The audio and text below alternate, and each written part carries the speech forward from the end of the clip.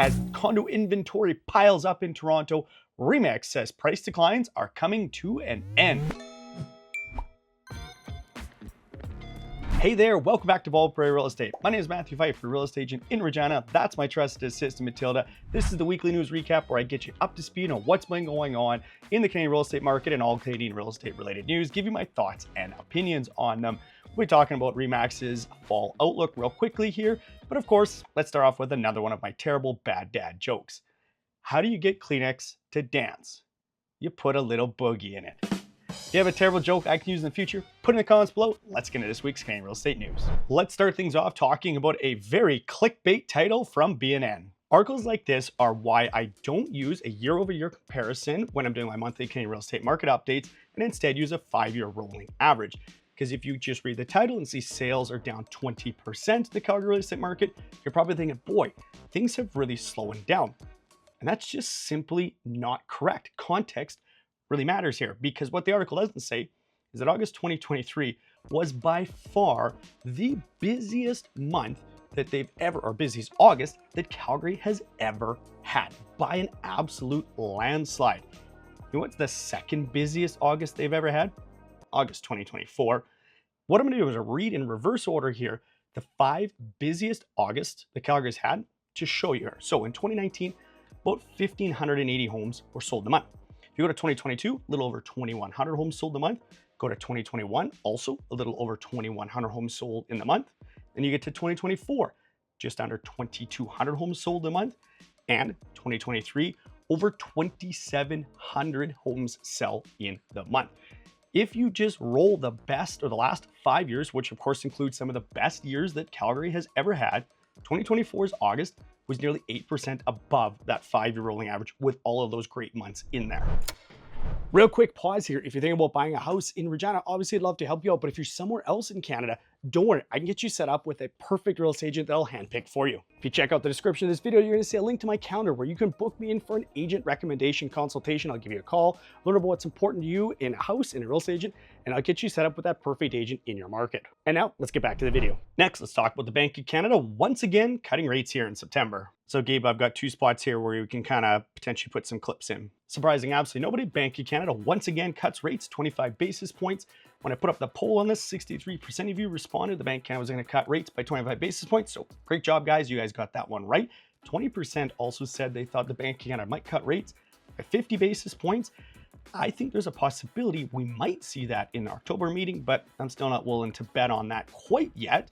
I did my 2024 predictions video all the way back in January, and I said we would see the first rate cuts in June, and we've so far seen rate cuts June, July, and September, exactly as I predicted. So I'm actually pretty pumped about that because my rate predictions in the past haven't been quite as accurate. June 5th is the first time I think the Bank is going to cut interest rates.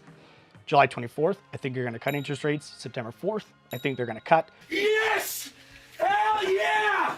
Hey, come on, baby! Come on! Yes! Come on! These rate cuts also mean that somebody who's on an adjustable rate mortgage will have seen since the start of the year, or since the rate cut started, almost $300 in savings per month on their monthly mortgage payment. Also, anybody who's on those static variables will have seen, if they've had that amortization extended out because the interest was greater than the monthly payment, well, now that's starting to ratchet back down, and amortization will also start ratcheting back down. Remember when there was a lot of chatter early in the year about all of these long, 50, 60, 70-year amortizations and how terrible that was? And now you're not really hearing about it anymore. For the most part, there's still a lot of those outstanding, but a large percentage of people have caught back up. And with these rate cuts, it helps them catch up a little bit more. Of course, as well, if you're somebody that's on a fixed rate mortgage, well, you're not going to see any change on your monthly payment. Those that are coming up for renewal will see less of a jump in their payments on renewals.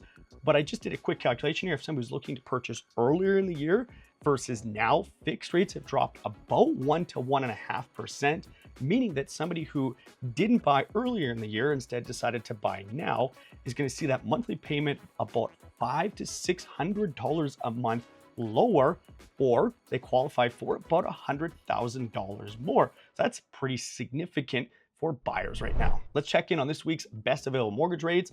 Variable rates, of course, have dropped a little bit. Fixed rates haven't yet. I have a feeling we might start seeing a little bit of that next week.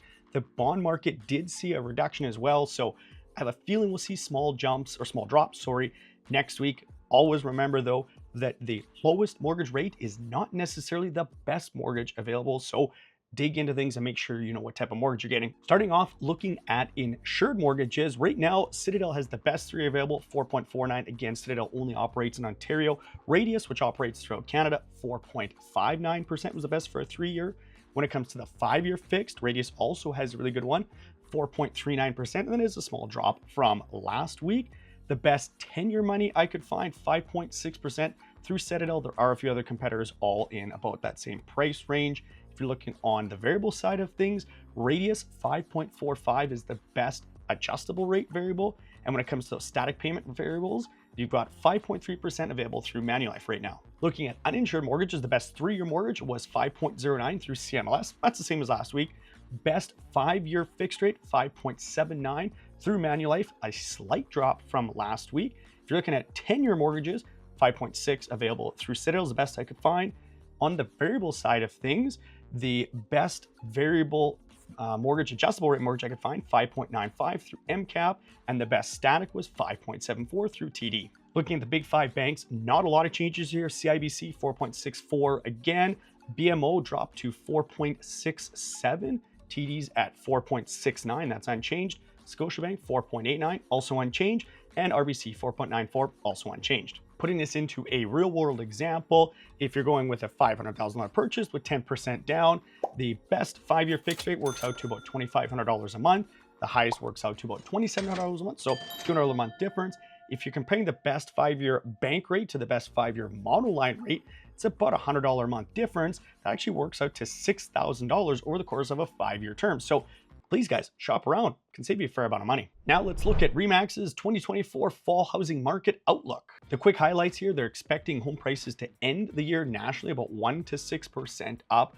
When they did the prediction early in 2024, they had a going up about 0.5%, and they specifically outlined Toronto and Southern Ontario as areas where we're going to continue to see price declines, or other areas of the country will see price increases.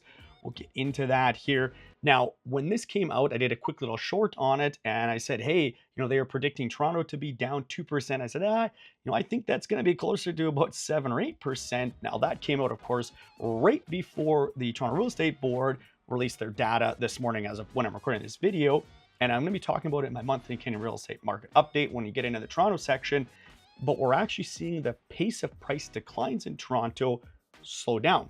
So if they were to continue that trend, REMAX's prediction might actually look better than what I was talking about in my short, kind of giving them a hard time there. They also talked about Vancouver ending the year up 3%. I think that's a little bit ambitious. My expectation is closer to, you know, plus or minus 1 or 2%, but, you know, 3% are kind of in the ballpark there.